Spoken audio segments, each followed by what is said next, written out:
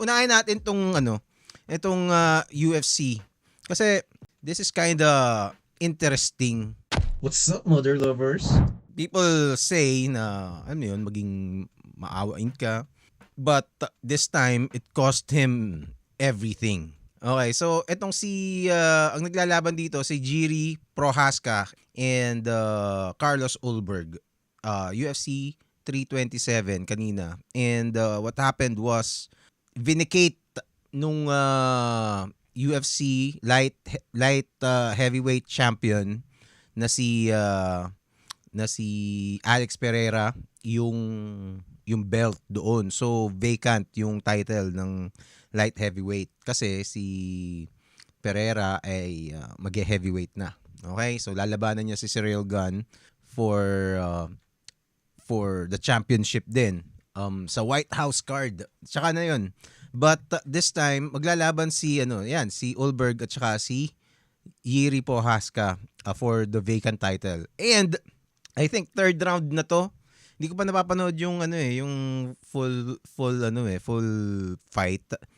And what happened was somewhere along the way parang nagkaroon ng knee injury itong si Ulberg, itong isang nandito, yung mas brown, yung white dude, yun yung si Prohaska.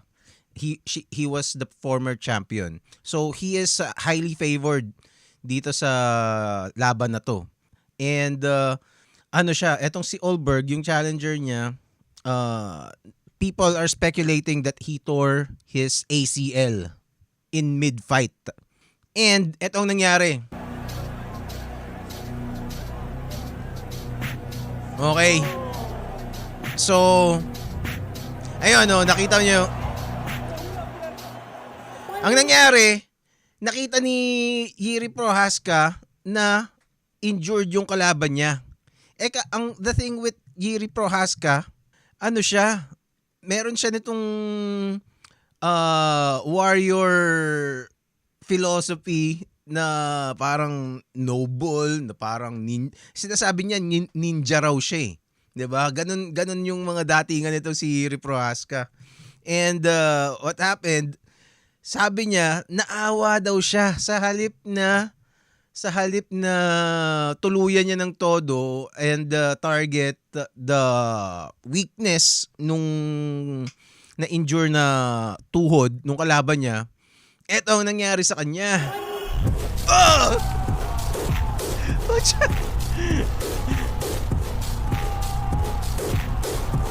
Diba? What us? Again.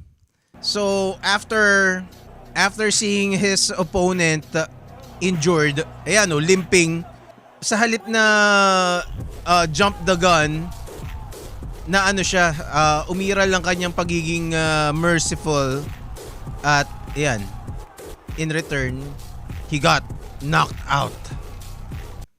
It's quite a turn of events, 'di ba? And meron siyang comment. Ano ba yung sinabi niya? Panoorin natin ang comment niya. I'm here with Jiri Prohaska. Jiri, it seems like you were aware that his knee was blown out and you kind of backed off a little bit. Is that the case? Man, fuck. Happened. Man, I felt like mercy, Mercy. In that fight, I felt And you know what? I believe him. so sorry with him. So, man, this is one of the biggest lesson in my life, man. I still can't understand that fight was won. I won that fight. Anyway, you get the point na siya. Hindi siya magaling mag-English eh. Kasi parang yata siya, Polish or hindi.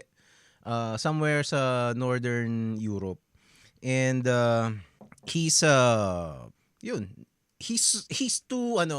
people might say na he's parang nagpapalusot, pero he's too too honest, too tawag dito, masyado siyang uh, ma maprinsipyo uh, for me to not believe him. And there he got his ass whooped, and the opportunity of becoming a champion again was denied, 'di ba? Kasi hindi na ulit siya champion. Teka, nasan yung wait. So there. Ngayon, hindi mo alam kung kailangan. That was Mercy na kasi ano naman 'yan eh. Tawag dito sport naman 'yan. But still, alam mo kasi na matindi yung ano eh. Matindi yung injury na ganun, yung tuhod. Ang tagal bago ano eh, bago gumaling ng tuhod.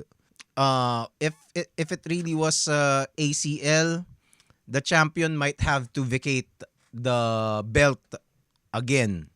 Kasi he's probably gonna take more than 1 year to recover from that injury. Kung ACL talaga, of course, wala pa yatang lumalabas na confirmation kung ACL talaga. But kung sakaling ganun nga, he's probably gonna be out for a long time. And magkakaroon ulit ng vacant na belt. Ewan ko kung si Prohaska pa rin ang lalaban kasi he's getting a lot of flack, he's getting ridiculed for what happened, and it sucks, but he only has his self to blame. Okay,